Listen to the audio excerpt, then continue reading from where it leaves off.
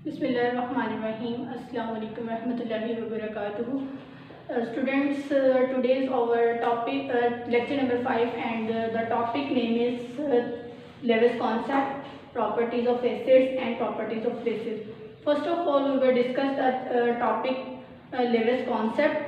Previous हमारा जो lecture था लेक्चर नंबर 4, उसमें हमने जो डिस्कस किया था वो आर्हेनियस कॉन्सेप्ट को डिस्कस किया था और हमने डिस्कस किया था ब्रॉन्स्टेड-लॉरी कॉन्सेप्ट को। ठीक है, उन दोनों साइंटिस्ट की जो बेसिस थी, जो आर्हेनियस कॉन्सेप्ट था वो बेस कर रहा था हमारा प्रोटॉन ट्रांसफ़र पर कि हाइड्रोजन आयन जो है वो एक्वस सोल्यूशन में अगर कोई सब्सटेंस हमें हाइड्रोजन आयन प्रोवाइड करता है तो वो एसिड होते हैं अकॉर्डिंग टू आर्हेनियस कॉन्सेप्ट, और जो हमें अगर हाइड्रोक्सिल आयन जो प्रोवाइड कर दे in aqueous solution that are called Arrhenius base. ठीक है, उसके बाद हमने ब्रॉन्स्टेड-लॉरी कॉन्सेप्ट जो है वो उसको डिस्कस किया था। ब्रॉन्स्टेड-लॉरी कॉन्सेप्ट का कहना था अ सब्सटेंस और मोलिक्यूल और ion that can donate a proton, जो किसी को अपना प्रोटॉन डोनेट कर दे उसको कहते हैं ब्रॉन्स्टेड एसिड, और जो एक्सेप्ट कर ले प्रोटॉन उसको कहते हैं ब्रॉन्स्टेड बेस। ठीक है, ये हमारा जो है वो कॉन्सेप्ट थे ब्रॉन्स्टेड के और आर्हेनियस के। उन्हीं को लेते हुए लेविस कॉन्सेप्ट जो है वो हमारे पास आया। लेविस जो कॉन्सेप्ट था वो बहुत ज़्यादा उसने ब्रॉड वे में उसको मोर जनरल और ब्रॉड कॉन्सेप्ट दिया। इन 1923 में इसने अपना कॉन्सेप्ट दिया, उसी के नेम पर जो है वो इसका कॉन्सेप्ट है, जे.एन. लेविस इसका नेम है। बेसिकली ये कॉन्सेप्ट बेस करता है इलेक्ट्रॉन पेयर ट्रांसफ़र। अब तक हमारे पास जो कॉन्सेप्ट थे उसमें सिर्फ और सिर्फ एक प्रोटॉन जो है वो डोनेट हो रहा था और या एक्सेप्ट हो रहा था, लेकिन जो लेविस कॉन्सेप्ट है उसमें पूरा एक इलेक्ट्रॉन पेयर जो है वो ट्रांसफ़र होता है। ठीक है, इसके अलावा हम लोग इसकी डेफिनेशंस को देखते हैं। लेविस कॉन्सेप्ट के अकॉर्डिंग एसिड जो है वो क्या कहता है और बेस जो है वो क्या कहता है। उसके बाद हम उसकी एग्जांपल्स को डिस्कस करेंगे। एग्जांपल मैं आपको बताऊंगी किस तरह से जो है वो आपकी इधर पुट होगी सारी, मैं आपको उसका सारा स्ट्रक्चर बताऊंगी, आपने उसी तरह से जो है वो उसको समझना है और अच्छे तरीके से उसको लर्न करना है। ठीक है, उसके बाद हमारे पास उसकी अडक्ट बनेगी और फिर जो हमारे पास एक उसकी कुछ लिमिटेशंस जिसे कहते हैं लेविस एसिड और लेविस बेस जो है वो हमारे पास आ जाएगी। देन हमारा ये टॉपिक जो है वो कंप्लीट हो जाएगा। चलते हैं अपने टॉपिक की तरफ। What is Lewis acid? Lewis acid हमें क्या कहता है? Lewis acid a substance that accept a pair of electron, वो सब्सटेंस जो एक्सेप्ट कर ले पेयर ऑफ इलेक्ट्रॉन उसको कहते हैं एसिड। ठीक है, और बेस क्या है? A substance which can donate a pair of electron, जो अपना इलेक्ट्रॉन पेयर जो है वो डोनेट कर दे उसको कहते हैं लेविस बेस। अब इसके बाद हमारे पास जो भी फॉरवर्ड रिएक्शन होते हैं, अब सब्सटेंस की अगर यहाँ पर उन्होंने फिर बात की है तो सब्सटेंस या तो मॉलिक्यूल होते हैं या आयन होते हैं। अब मॉलिक्यूल की जब बात आती है तो जो फॉरवर्ड रिएक्शन मतलब जो हमारे पास रिएक्टेंट हैं और आगे की तरफ जा रहे होते हैं वो मॉलिक्यूल्स होते हैं, और जो प्रोडक्ट हमारे पास बनती है वो हमारे पास क्या होते हैं? आयन्स होते हैं। ठीक है, यहाँ पे आपको बात क्लियर होगी। अब हमारे पास इस रिएक्शन में ये रिएक्शन तब प्रोसीड होगा जब हमारे पास एक्सेप्टर भी मौजूद हो और डोनर भी मौजूद हो। मीन्स एक्सेप्ट करने वाला भी मौजूद हो और डोनेट करने वाला भी मौजूद हो, तब हमारा रिएक्शन जो है वो प्रोसीड होता है। ठीक है, एग्जाम्पल की तरफ चलते हैं। यहाँ पर जो है वो मैंने आपको बता दिया। इसके साथ साथ मैं आपको एक बात बताती चलूँ कि लॉन पेयर जो है वो क्या होता है और बॉन्ड पेयर जो है वो क्या होता है। अब लॉन पेयर जो है वो इलेक्ट्रॉन का वो पेयर होता है जो कि रिएक्शन में हिस्सा नहीं लेता। ठीक है, इलेक्ट्रॉन का वो पेयर जो रिएक्शन में हिस्सा नहीं लेता उसे कहते हैं लॉन पेयर, और जो दूसरे होते हैं वो क्या होते हैं? Bond pair. फॉर एग्जांपल मैं आपको बता दूं, अमोनिया की एग्जांपल ले लेते हैं, NH3। अमोनिया के जो पास हैं वो एक लॉन पेयर होता है। ठीक है, अब ये जो हाइड्रोजन है ये यहाँ पर अटैच होगा, तो ये हमारे पास क्या है? ये हमारे पास बॉन्ड पेयर है, ये रिएक्शन में टेक पार्ट करते हैं, ये रिएक्शन में टेक पार्ट नहीं करता, लिहाजा ये क्या है, लॉन पेयर। ठीक है, ये आपको लॉन पेयर और बॉन्ड पेयर का बता दिया इसमें। ठीक है, इसके अलावा हम लोगों ने एग्जांपल जो है वो देखनी है कि कौन सा जो है सब्सटेंस किस तरह से जो है वो एक्सेप्ट करते हैं और डोनेट करते हैं। लेट्स सपोज आपकी बुक में एग्जांपल दी हुई है अमोनिया की और बोरॉन ट्राइफ्लोराइड की। अमोनिया को लिख लेते हैं पहले, बोरॉन ट्राइफ्लोराइड को जो है वो हम लिख लेते हैं। जैसे मैं लिखूंगी आपने साथ साथ जो है वो इसको लिखना है। अब देखें, अब हम जब भी कोई भी एलिमेंट लेते हैं अकॉर्डिंग टू हमारे पास जो पीरियोडिक टेबल है उसमें हम लोगों ने देखा होगा कि वो ऑक्टेट रूल और डुप्लेट रूल को कंप्लीट करते हैं। ठीक है, 8 इलेक्ट्रॉन रूल होता है वो ऑक्टेट रूल होता है, और जो 2 इलेक्ट्रॉन रूल को गेन करते हैं 2 इलेक्ट्रॉन्स को, उनको कहते हैं डुप्लेट रूल।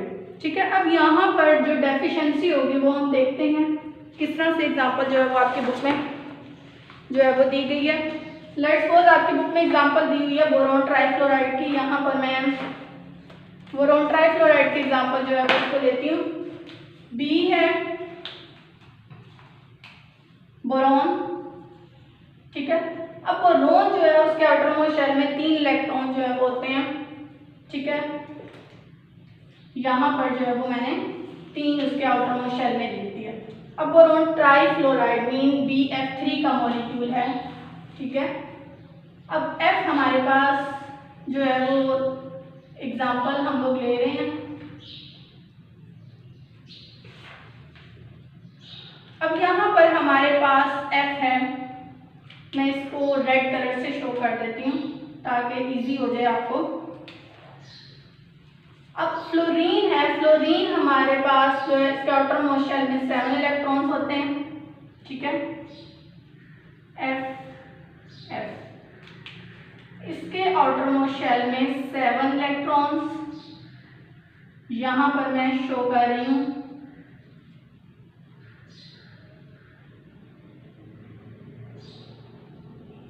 ये आप लोग देख रहे होंगे। ठीक है, उसके साथ अब मैं यहाँ पर आपको बता दूं कि किस तरह से जो है वो एक एलिमेंट जो है वो अपना ऑक्टेट कंप्लीट कर रहा है, किस तरह से जो है वो अपना डुप्लेट कंप्लीट कर रहा है। अब देखें, अब फ्लोरीन है, फ्लोरीन के पास आउटरमोस्ट शेल में 7 इलेक्ट्रॉन्स हैं, इसने अपनी पूरा करना है 8 इलेक्ट्रॉन्स। तो ये रिएक्शन किससे कर रहा है, इससे बोरॉन से। तो ये पूरे अगर देखा जाए आपको समझाने के लिए 8 इलेक्ट्रॉन कंप्लीट, 1 2 3 4 5 6 7 8, एक उसने बोरॉन से ले लिया। इसी तरह से वो यहाँ पर लेगा और इसी तरह से ही वो यहाँ पर जो है वो लेगा। इतनी बात क्लियर होगी। अब हमारा बोरॉन ट्राइफ्लोराइड का रिएक्शन जो है वो किसके साथ था, अमोनिया के साथ, बेस के साथ। ठीक है, अमोनिया हमारे पास आ जाएगी NH3। आप लोग देखें, अमोनिया के आउटर मोस्ट शेल में कितने इलेक्ट्रॉन्स थे, 5। ठीक है, और यहाँ पर हमारे पास एक है आउटर मोस्ट शेल में हाइड्रोजन के। अब यहाँ पर हाइड्रोजन का जो है वो डुप्लेट रूल कंप्लीट हो रहा है, और अगर देखा जाए तो नाइट्रोजन के 1 2 3 4 5 6 7 8 जो है वो कंप्लीट हो रहे हैं। अब यहाँ पर होगा क्या, डेफिशिएंसी किसके पास है, बोरॉन के पास है। हमने क्या कहा कि बेस अपना इलेक्ट्रॉन पेयर डोनेट करेगी एसिड को, जो एसिड जो है वो एक्सेप्ट करेगा according two levels acid and levels base. अब यहाँ पर मैं आपको दिखा दूं, ये वाला जो लॉन पेयर है ये इसके पास जाएगा और ये इसको अपने साथ मिला लेगा। ठीक है, यहाँ तक आपको मेरी बात समझ आई है। फिर हमारे पास क्या बनेगा, आप लोग देखें, बोरॉन F ट्राइफ्लोराइड। ठीक है, बोरॉन ट्राइफ्लोराइड जो है वो रिएक्ट जो है वो कर गया है किसके साथ, अमोनिया बेस के साथ। अब जब अमोनिया बेस के साथ ये रिएक्ट कर गया है तो ये कुछ इस तरह से आपके पास रिएक्शन आ जाएगा कि उसने ये वाला लॉन पेयर इसको दिया, तो आपके पास ये एक एडक्ट की फॉर्मेशन जो है वो बन जाएगी। कौन सी फॉर्मेशन बनेगी? एडक्ट की फॉर्मेशन जो है वो बन जाएगी। ठीक, यहाँ पर आपने इसको एक एडक्ट की जो है वो फॉर्मेशन इसको यहाँ पर दे देनी है। ठीक है, यहाँ पर पहला स्टेप हमारा ये था कि हमने इसको अरेंज किया था। सेकंड स्टेप में हमने इसका लॉन पेयर इसकी तरफ ट्रांसफर किया और ये हमारे पास जो है वो एक एडक्ट जो है वो बन गई है। इसके अलावा जो पॉजिटिव चार्जेस होते हैं वो हमारे केटाइंस होते हैं जिन्हें लेविस एसिड कहते हैं, और जो एनाइंस होते हैं वो लेविस बेस होते हैं। ठीक, इसके बाद आपकी बुक में कोई एग्जांपल जो है वो अमोनिया की दिखाई गई है। मैंने आपको एक बोरॉन ट्राइफ्लोराइड और अमोनिया की जो है वो एग्जांपल बताई है। उसमें आपका जो है वो इलेक्ट्रॉन किस तरह से जो है इलेक्ट्रॉन पेयर ट्रांसफर हो रहा है, किस तरह से जो है वो बोरॉन ट्राइफ्लोराइड जो है वो एक्सेप्ट कर रहा है, वो मैंने अभी आपको दिखाया। अमोनिया की एग्जांपल आप लोग खुद देखिएगा। इसके अलावा हमारे पास ये जो प्रोडक्ट बनी है, a product of any Lewis acid and Lewis base reaction is a single species. कि एक सिंगल स्पीशी में आपके पास लेविस एसिड और लेविस बेस का कॉन्सेप्ट आ जाए, उसको क्या कहते हैं? एडक्ट। कि देखें आपके पास लेविस एसिड भी था, लेविस बेस भी था, उसने इलेक्ट्रॉन पेयर जो है वो ट्रांसफर किया। जब ट्रांसफर करने के बाद आपके पास जो प्रोडक्ट आई वो क्या है? Lewis acid and Lewis base, जिसे कहते हैं एडक्ट। ठीक है, इसके बाद आपके पास जो है वो कुछ प्रॉपर्टीज जो है वो आ जाती हैं लेविस एसिड की और लेविस बेस की। लेविस एसिड जो है वो उन्होंने कहा कि Lewis acid in which the central atom has incomplete octet, कि लेविस एसिड में इनकम्प्लीट ऑक्टेट होता है, कि उसका ऑक्टेट कंप्लीट नहीं होता, लाइक BF3, उसने लेविस एसिड का नाम दिया। अब देखो मैं यहाँ पर आपको एग्जांपल दे दूँ, उसका इनकम्प्लीट ऑक्टेट है, उसने फ्लोरीन के साथ रिएक्शन भी किया, फिर भी उसके पास 6 इलेक्ट्रॉन आए और 2 इलेक्ट्रॉन्स की डेफिशिएंसी उसके पास फिर भी है। ठीक है, तो ये थी हमारे पास सेंट्रल एटम जो है उसका इनकम्प्लीट ऑक्टेट होगा। ठीक है, इसके अलावा कुछ एग्जांपल आयरन क्लोराइड के लिए, जिसे फेरिक क्लोराइड भी जो है वो कहा जाता है। इसके अलावा सेकंड जो है इसकी प्रॉपर्टी वो ये है, लिमिटेशन ये है कि सिंपल केटाइंस जो हैं वो लेविस एसिड होते हैं। अब वो लेविस एसिड किस तरह से हो सकते हैं? Simple cations means positive charge जो होते हैं वो क्या होते हैं? Cations. All cations act as Lewis acid that deficient in electron, मतलब उनके पास इलेक्ट्रॉन की कमी होती है। कुछ केटाइंस जैसे सोडियम, पोटाशियम, ये लिटिल टेंडेंसी रखते हैं इलेक्ट्रॉन एक्सेप्ट करने की, लेकिन कुछ ऐसे एलिमेंट्स जैसे कि सिल्वर और हाइड्रोजन आयन, ये जो है ये ग्रेटर टेंडेंसी रखते हैं इलेक्ट्रॉन एक्सेप्ट करने की। इसके बाद हमारे पास लेविस बेस आ जाता है। लेविस बेस की एक लिमिटेशन ये है कि इसके पास लॉन पेयर जो होना है वो लाजमी होना चाहिए, लाइक अमोनिया। ठीक है, अमाइंस आ जाते हैं, देखें अमोनिया के पास एक लॉन पेयर है, ये हमारी एक प्रॉपर्टी थी। और नंबर सेकेंड प्रॉपर्टी जो है वो है नेगेटिवली चार्ज एनाइंस, के जो एनाइंस होंगे वो क्या होंगे? हमारे लेविस बेस।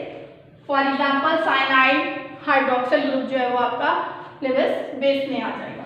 ठीक है, यहाँ पर हमारे जो है वो 3 कॉन्सेप्ट अब तक हमने डिस्कस किए थे।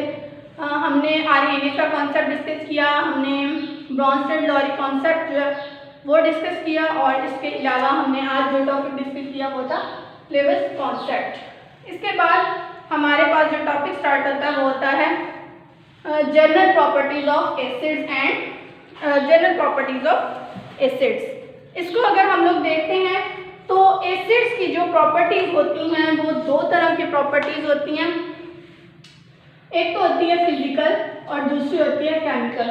और जो फिजिकल प्रॉपर्टी है वो हमारी बेस करती है फिजिकल स्टेट से, जो कि हम चैप्टर के स्टार्ट में जो है वो हम लोगों ने प्रॉपर्टीज जो है वो डिस्कस कर ली थी एसिड्स की। और जो केमिकल प्रॉपर्टीज होती हैं वो बेसिकली होती है रिएक्शन बेस्ड होती हैं, जिसमें हमने उनका रिएक्शन जो है वो देखना होता है। अब केमिकल प्रॉपर्टीज जब हम जो है वो देखते हैं, सबसे पहली प्रॉपर्टी हमारे पास है केमिकल प्रॉपर्टीज की। टोटल आपकी बुक में जो है वो 5 प्रॉपर्टीज डिस्कस की गई हैं। First of all we discuss the reaction with metal. अब मेटल के साथ जो है वो एसिड किस तरह से रिएक्ट करता है वो देख लेते हैं। ये दो तरह से रिएक्ट करता है, एक करता है मॉडरेटली,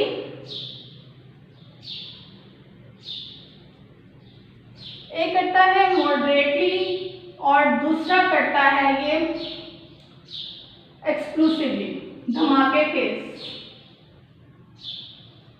ठीक है, अब ये दो तरह का जो है वो रिएक्ट करता है। अब एसिड जब भी मेटल के साथ रिएक्ट करेगा तो एक्सक्लूसिव रिएक्ट करेगा, यानी कि कोई धमाका खेज मवाद के तौर पर रिएक्शन जो है वो करेगा। और अगर ये डाइल्यूट, अगर कंसंट्रेटेड के साथ करेगा तो एक्सक्लूसिव रिएक्शन होगा, अगर ये मॉडरेट के साथ रिएक्शन करेगा, डाइल्यूट एसिड के साथ रिएक्ट करेगा तो वो मॉडरेट रिएक्शन होगा। ठीक है, इसके साथ साथ हम जो है वो अगर मेटल के साथ जब भी रिएक्शन करेगा तो इसके साथ हम लोगों ने ये देखना है कि मेटल जब भी रिएक्ट करेगी किसी भी एसिड के साथ, मेटल ने जब भी किसी एसिड के साथ रिएक्ट करना है तो सॉल्ट बनाना है और गैस बनानी है। अब मेटल जो है हमारे पास वो हम लोग आपको बता दें, एक बात मैं आपको इधर थोड़ा सा हिंट दे देती हूँ। अगर आप लोग देखें यहाँ पर मेटल जब भी रिएक्शन करेगी, मैंने आपको कहा कि सॉल्ट बनाएगी और गैस बनाएगी। यहाँ पर भी मैं थोड़ा सा आपको बता दूँ, हमारे पास सॉल्ट्स जब भी बनेंगे SO4 की फॉर्म में बनेंगे, NO3 की फॉर्म में बनेंगे और Cl की फॉर्म में बनेंगे। मीन्स जब भी आपके पास कोई भी सॉल्ट बने उसके एंड पे आपके पास सल्फेट आए, नाइट्रेट आए या क्लोराइड आए तो वो क्या होगा, आपके पास सॉल्ट होगा। ठीक है, जैसे कि सोडियम रिएक्ट करेगी, सोडियम सल्फेट बन जाएगा। सोडियम इसके साथ रिएक्ट करे, मेटल है, सोडियम नाइट्रेट बन जाएगा। सोडियम इसके साथ रिएक्ट करे तो क्या बन जाएगा, हमारे पास क्लोराइड बन जाएगा। अब ये जो सल्फेट है, मैं अगर आपको बताऊं तो ये sulphuric acid, nitric acid, HCl, जब ये रिएक्शन करेंगे मीन्स ये जो तीन चीजें आ जाएं तो इट मीन्स के ये वाले सॉल्ट सल्फेट्स के सॉल्ट्स बनेंगे, नाइट्रेट के सॉल्ट्स और क्लोराइड के सॉल्ट। अब मेटल इनके साथ रिएक्ट कर जाए तो क्या बनेगा, सोडियम सल्फेट, सोडियम नाइट्रेट और सोडियम क्लोराइड जो है ये सॉल्ट्स बन जाएंगे आपके पास। ये एक जनरल टर्म, ये आपने ये बात याद रखनी है कि जब भी आपके पास ये वाले एसिड करें तो मीन सल्फेट कर रहा है, नाइट्रेट कर रहा है और क्लोराइड कर रहा है। इसके साथ हम लोग रिएक्शन की तरफ आते हैं, बात करते हैं। तो मेटल हमारे पास जो है वो क्या है, जिंक मेटल है, सल्फ्यूरिक एसिड है और जिंक सल्फेट किस तरह से आपके पास बनेगा, ये जिंक है और ये आपके पास जो है सल्फेट है, ये इसके साथ रिएक्ट करेगा तो ये जिंक सल्फेट बन जाएगा और हाइड्रोजन गैस जो है वो निकल जाएगी इसमें से। इसके बाद आपके पास reaction with carbonates and bicarbonates आ जाते हैं। सबसे पहले आपको पता होना चाहिए कि कार्बोनेट्स कौन से होते हैं और बाइकार्बोनेट्स जो है वो कौन से होते हैं। अब जब भी CO3 आए तो मतलब आपके पास ये क्या है, कार्बोनेट, और ये क्या है आपके पास, बाइकार्बोनेट्स। ठीक है, H आ जाए तो मीन्स ये क्या है आपके पास, बाइकार्बोनेट्स। अब सबसे पहले हम लोग रिएक्शन की तरफ आ जाते हैं। कैल्शियम कार्बोनेट ने जब एसिड के साथ रिएक्ट किया तो आपके पास कैल्शियम क्लोराइड सॉल्ट बना। कार्बन डाइऑक्साइड CO2, यहाँ से एक O निकला, CO2 इधर आया, एक O निकला, O निकला, H2 के साथ रिएक्ट कर दिया तो ये क्या बन गया, वाटर बन गया। इसी तरह से जब रिएक्शन विद बेस आएगी तो ये रिएक्शन न्यूट्रलाइजेशन रिएक्शन भी है कि एसिड और बेस, ये आपकी बेस है, ये आपका एसिड है, दोनों जब रिएक्ट करेंगे तो सोडियम क्लोराइड सॉल्ट बनेगा और वाटर जो है वो आपके पास बन जाएगा। इसके बाद हमारे पास दो रिएक्शन इसके बाकी हैं, वो है number reaction with sulphide and sulphates.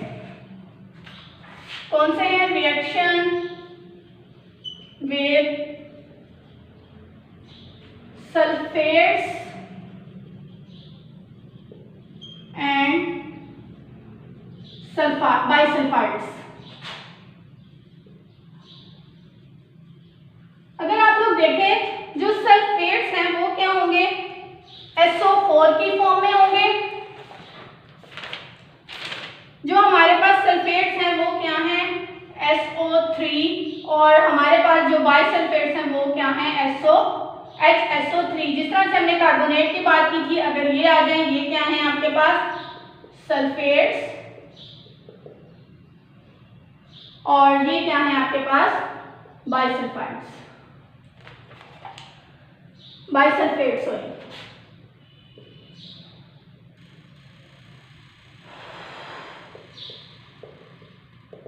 अब अगर इसके रिएक्शन की बात करते हैं तो कैल्शियम सल्फेट रिएक्ट करेगा आपका 2HCl के साथ, और जब ये रिएक्शन करेगा तो कैल्शियम क्लोराइड सॉल्ट बनेगा आपके पास। इसके अलावा सल्फर डाइऑक्साइड गैस निकल जाएगी आपके पास यहाँ से, ये वाली। फिर आपके पास जो H2O जो है वो बन जाता है। इसके बाद बाइसल्फाइड की बात करें अगर हम लोग, तो आपके पास सोडियम बाइसल्फाइड रिएक्ट करेगा, सोडियम क्लोराइड सॉल्ट बनेगा, और सल्फर डाइऑक्साइड जो है वो गैस निकल जाएगी। इसके बाद रिएक्शन विद सल्फाइड्स, अब तक हम लोगों ने बात की थी reaction with sulphates and reaction with sulphides. अब हमारे पास लास्ट जो है रिएक्शन विद सल्फाइड्स। अब जब भी सल्फाइड्स आता है तो मीन अगर सिंगल एस आ जाए तो वो क्या है, सल्फाइड्स है। सल्फाइड जब भी रिएक्ट करेगा, आयरन सल्फाइड है FeS, एसिड हमारे पास क्या है H2SO4, तो ये क्या बनाएगा आयरन सल्फाइड, और गैस हाइड्रोजन गैस जो है वो H2S, ये वाला S इसके साथ आ जाएगा, और ये हाइड्रोजन सल्फाइड गैस जो है वो निकल जाएगी। इसके अलावा आपके पास एक ग्रीन बॉक्स जो है वो है, उसमें आपका हाइड्रोक्लोरिक एसिड, सल्फ्यूरिक एसिड और नाइट्रिक एसिड जो है that are called mineral acids. Uses आपको बताए गए हैं, यूजेस ऑफ एसिड्स जो है वो आप लोगों ने देखने हैं। सल्फ्यूरिक एसिड का यूज जो है वो आपका कहाँ पर हो रहा है, नाइट्रिक एसिड जो है वो फर्टिलाइजर में यूज हो रहा है। इसके अलावा बेंजोइक एसिड फूड प्रिजर्वेशन में यूज होता है, और एसिटिक एसिड भी जो है वो फ्लेवरिंग ऑफ फूड्स में जो है वो यूज हो रहा है। बस जैसे हमने जनरल प्रॉपर्टीज ऑफ एसिड्स को डिस्कस किया, इसी तरह से सेम जो आपकी 3 पॉइंट्स हैं उसके केमिकल प्रॉपर्टीज के बेस में, नंबर 1 रिएक्शन विद एसिड है आपका। तो अगर हम लोग इधर ही बात कर लेते हैं, जैसे हमारी जो है वो प्रॉपर्टीज थी एसिड की, इसी तरह से बेस की जो है वो प्रॉपर्टीज हैं। अब जो बेस की प्रॉपर्टीज हैं 3, वो हम लोग इधर डिस्कस करते हैं, प्रॉपर्टीज ऑफ बेस।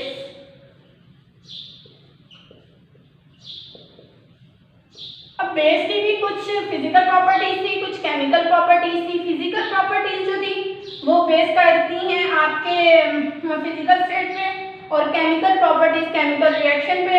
सबसे पहला रिएक्शन जो है वो रिएक्शन विद एसिड है। रिएक्शन विद एसिड हम लोगों ने पहले भी जो अभी प्रीवियस टॉपिक में प्रॉपर्टीज ऑफ एसिड्स में हम लोगों ने देखा था, इसको न्यूट्रलाइजेशन रिएक्शन भी कहते हैं। इसमें हम वही रिएक्शन जो है वो अगेन लिख सकते हैं, लेकिन एक और एग्जांपल आपकी बुक में दी हुई है वो हम देख लेते हैं। वो क्या है, पोटाशियम हाइड्रोक्साइड बेस है, सल्फ्यूरिक एसिड हमारे पास है। जब ये रिएक्ट करेगा तो क्या बनेगा, हमारे पास सॉल्ट बनेगा और वाटर बनेगा। पोटाशियम सल्फेट सॉल्ट K2, ये आ गया SO4, ये वाला आपके पास आ गया, और साथ में आपके पास क्या बना, वाटर बन गया। ये हमारा जो है वो रिएक्शन विद एसिड और बेस हो गया। इसके बाद अमोनियम सॉल्ट्स जो हैं वो बनते हैं हमारे पास कुछ बेसिस के। अब वो जो अमोनियम सॉल्ट्स हैं वो हैं सोडियम क्लोराइड का सॉल्ट है, अमोनियम रिएक्शन विद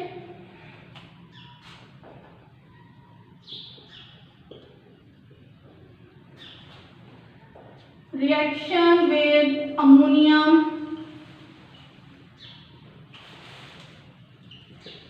सॉल्ट। अब अमोनियम सॉल्ट के साथ जब ये रिएक्ट करेगा तो ये ammonium chloride plus sodium hydroxide, ये आपके पास बेस है, तो अमोनियम हाइड्रोक्साइड जो है वो बनेगा आपके पास, सॉरी आपके पास सोडियम क्लोराइड सॉल्ट बनेगा NaCl, साथ में आपके पास अमोनिया गैस बनेगी NH3 जो निकल जाएगी, और साथ में आपके पास क्या बनेगा, वाटर जो है वो बन जाएगा। इसी तरह से गर्ल्स आपके पास लास्ट जो उसका पॉइंट है वो है प्रेसिपिटेशन ऑफ हाइड्रोक्साइड्स। लास्ट है प्रेसिपिटेशन। अब प्रेसिपिटेशन होता क्या है? प्रेसिपिटेशन मतलब जब भी आपका कोई भी रिएक्शन हो रहा हो कि जो चीज फुटकियों में नीचे बैठ जाए वो प्रेसिपिटेट जो है वो बन जाते हैं आपके। अब सबसे पहले आपके पास जो प्रेसिपिटेशन है मींस आपके पास हैवी सॉल्ट जो है वो रिएक्ट करेंगी। अब हैवी सॉल्ट जो है वो किस तरह से, हैवी मेटल्स किस तरह से रिएक्ट करेंगी, जैसे कि कॉपर सल्फेट आपके पास है, ठीक है, ये भी आपके पास एक सॉल्ट है, सोडियम कॉपर सल्फेट, साथ में बेस है NaOH। ये जब रिएक्शन करेगी तो आपके पास कॉपर हाइड्रोक्साइड का सॉल्यूशन जो आएगा आपके पास, जब ये मिक्सअप होंगे कॉपर हाइड्रोक्साइड बनेगा, ये पिपेट बन जाएंगे आपके जो नीचे पेंदे में बैठ जाएंगे, ब्लू इन कलर होंगे, और आपके पास सोडियम सल्फेट जो है वो सॉल्ट बन जाएगा। गर्ल्स इसके साथ आपके पास डिफरेंट रिएक्शंस जो हैं वो बहुत ज़्यादा हैं। मैंने यहाँ पर वन जो है वो डिस्कस कर लिया हुआ है। इसके अलावा इसके पास जो यहाँ पर कलर शो होते हैं वो आपको MCQs में भी बहुत इंपॉर्टेंट जो है वो आते हैं। बाकी रिएक्शंस आप लोग खुद देखेंगे। मैंने एक रिएक्शन आपको बता दिया कि किस तरह से जो है वो हमारा इनसोल्यूबल हाइड्रोक्साइड जो है वो बन जाता है प्रेसिपिटेशन। ये इनसोल्यूबल है, प्रेसिपिटेट बन के नीचे बैठ गया। इसके साथ हमारे पास कुछ बेस के यूजेस आती हैं, वो आपने देखने हैं कि सोडियम हाइड्रोक्साइड जो है वो मैन्युफैक्चरिंग ऑफ सोप में यूज़ हो रहा है। इसके अलावा कैल्शियम हाइड्रोक्साइड ब्लीचिंग पाउडर में यूज़ होता है। पोटाशियम हाइड्रोक्साइड जो है वो अल्कलाइन बैटरीज में यूज़ होता है। अमोनियम हाइड्रोक्साइड जो है वो ग्रेस रिमूव करने के लिए, स्टेन्स रिमूव करने के लिए जो यूज़ होता है। इसके अलावा पेज नंबर 31 जो है उसमें येलो बॉक्स आपको दिया हुआ है। ये आपकी असाइनमेंट है कि आप लोग इसको पढ़ेंगे अच्छे अंदाज में और उसके MCQs जो है वो सर्च आउट करेंगे। यहाँ पर हमारा आज का टॉपिक जो है वो फिनिश होता है। जज़ाकुमुल्लाह खैर।